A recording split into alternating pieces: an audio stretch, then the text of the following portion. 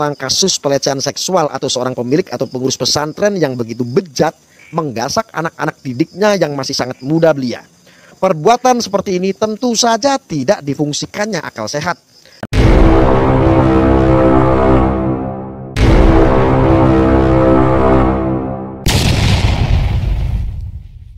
Video berikut. Jangan lupa like, share, subscribe. Metanoia Channel. Hewan tidak bisa berpikir, namun hewan punya insting. Ketika hewan lagi kebelet syahwat ingin melampiaskannya, maka si hewan itu tak perlu ke penghulu untuk dinikahkan. Si hewan tak perlu membuat undangan dan resepsi pernikahan. Dan si hewan tidak perlu memikirkan apa dampaknya jika sembarangan ngembat lawan jenisnya. Si hewan langsung saja mendatangi lawan jenisnya, lalu main gasak, gesek, dan terjadilah perkembangbiakan. Benar kata seorang filosof bahwa manusia itu adalah hewan yang berpikir. Ini jelas sekali ya. Tanpa filosof itu memberitahu bahwa manusia adalah hewan berpikir. Keseharian manusia tidak bisa menghindari yang namanya berpikir. Sehingga jika manusia tidak mau berpikir atau bahkan menjauhkan peran akal dalam dirinya, maka definisi manusia adalah hewan yang berpikir akan berubah menjadi hewan saja. Berpikirnya hilang kan? Meskipun yang namanya manusia itu potensi akalnya selalu ada. Ya, hewan tidak bisa berpikir, namun hewan punya insting. Ketika hewan lagi kebelet syahwat ingin melampiaskannya, maka si hewan itu tak perlu ke penghulu untuk dinikahkan. Si hewan tak perlu membuat undangan dan resepsi pernikahan. Dan si hewan tidak perlu memikirkan apa dampaknya jika sembarangan ngembat lawan jenisnya. Si hewan langsung saja mendatangi lawan jenisnya, lalu main gasak, gesek, dan terjadilah perkembangbiakan. Kasus ini bisa kita perhatikan pada kambing dan atau juga pada kucing serta binatang lainnya. Entah kalau onta ya, belum pernah menyaksikan onta jantan naik dari belakang onta betina, kemudian para kadrun bersemangat melihat adegan mesra ini. Belum pernah, tapi saya kira semua hewan yang berkaki empat sepertinya cuma punya satu style begitu. Karena itulah dalam sebuah trik seks manusia ada namanya doggy style. Saya kira sudah pada paham istilah ini. Ada banyak link pemersatu bangsa yang selalu ada adegan ini ya kan? Ada link pemersatu bangsa. Jadi betapa pentingnya peran akal pada kehidupan manusia. Tanpa akal mungkin manusia sudah punah. Lihatlah dinosaurus yang perkasa dan besar-besar itu. Karena dinosaurus tak punya akal, makanya jadi punah. Kemudian dinosaurus itu jadi bahan penelitian serta binatang atau monster antagonis dalam adegan-adegan film fiksi. Akan tetapi meskipun manusia sudah diberi akal dan setiap manusia beragam cara memahami kehidupan ini, tetap terjadi kontradiksi. Namun manusia tidak akan menyerah. Manusia cerdas akan terus mencari solusi agar hal-hal yang kontradiksi bisa saling melengkapi atau tidak menimbulkan kerugian yang sangat besar. Atau berusaha agar eksistensi manusia itu tetap ada. Dalam beragama misalnya, agama Islam yang saya anut ada banyak ayat-ayat yang menyinggung betapa pentingnya berpikir ini. Dalam Al-Quran kata akal atau akal diulang sebanyak 46 kali. Ini artinya peran akal dalam kehidupan manusia sangat penting. Akal bisa menjadi jembatan dalam memahami keutuhan dan alam semesta yang pada akhirnya manusia akan menemukan dirinya ternyata adalah makhluk yang diadakan, bukan penguasa mutlak, sehingga bijak dalam memperlakukan manusia lainnya. Tidak semena-mena sebagaimana dengan seorang pimpinan pesantren yang memanfaatkan kelemahan para santrinya. Dari sini seharusnya manusia sudah tidak lagi bisa menyombongkan diri. Akan tetapi inilah uniknya manusia. Bahkan ada yang punya pengikut banyak dan ceramah di mana-mana, justru bisa kebelet menuduh-nuduh orang lain sebagaimana persepsinya.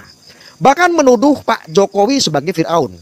Mungkin ini yang dinamakan keciprat insting hewani yang selalu ingin menyerang lawannya.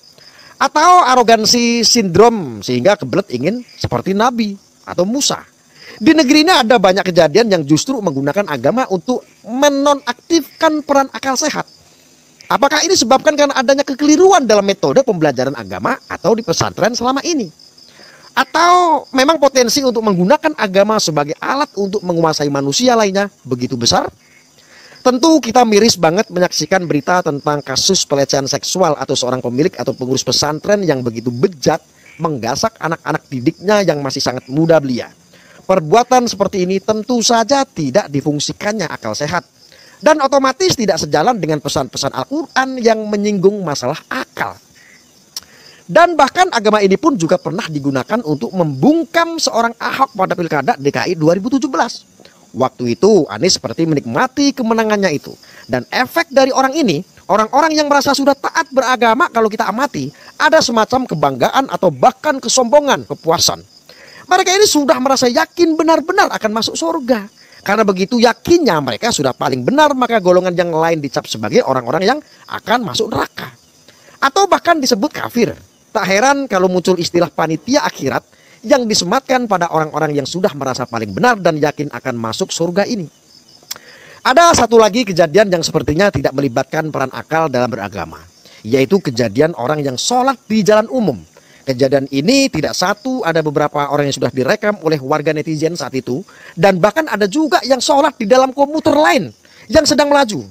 Penulis waktu itu pernah, saya pernah membaca di tulisan tersebut, dan seperti memamerkan dirinya orang yang taat beragama lah intinya ya, ingin memperlihatkan orang lain bahwa dirinya adalah orang yang selalu sholat tepat waktu. Dalam banyak ceramah selalu ditekankan sholat tepat waktu. Namun jarang sekali merinci sholat tepat waktu itu seperti apa dan bagaimana. Dan apa makna sholat mencegah perbuatan keji dan mungkar. Dan bagaimana kaitannya dengan kejadian semisal di Depok yang wali kotanya menggusur sekolah dan akan membangun masjid. Bagaimana bisa menjelaskan semua ini? Ya walhasil apa yang diharapkan dari sholat itu justru belum bisa kelihatan kan.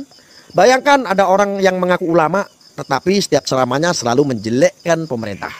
Padahal pemerintahan ini tidaklah seperti Fir'aun. Ada praktik politik kotor dengan melibatkan agama di sini sepertinya.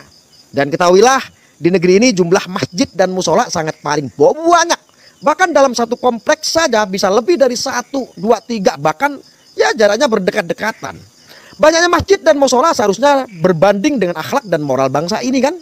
Akan tetapi apa yang sudah kita saksikan sampai saat ini, agama kerap digunakan untuk alat politik dan atau mencari keuntungan pribumi dan golongan saja.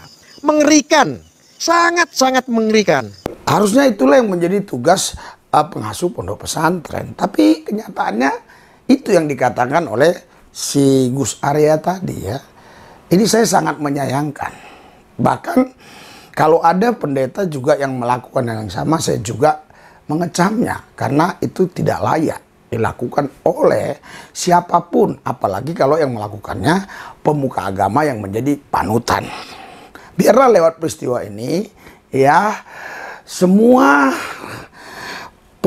pondok pesantren dan juga semua ya lembaga-lembaga agama apapun itu dipulihkan oleh Tuhan, sehingga tidak lagi ada kejadian-kejadian yang terulang seperti ini.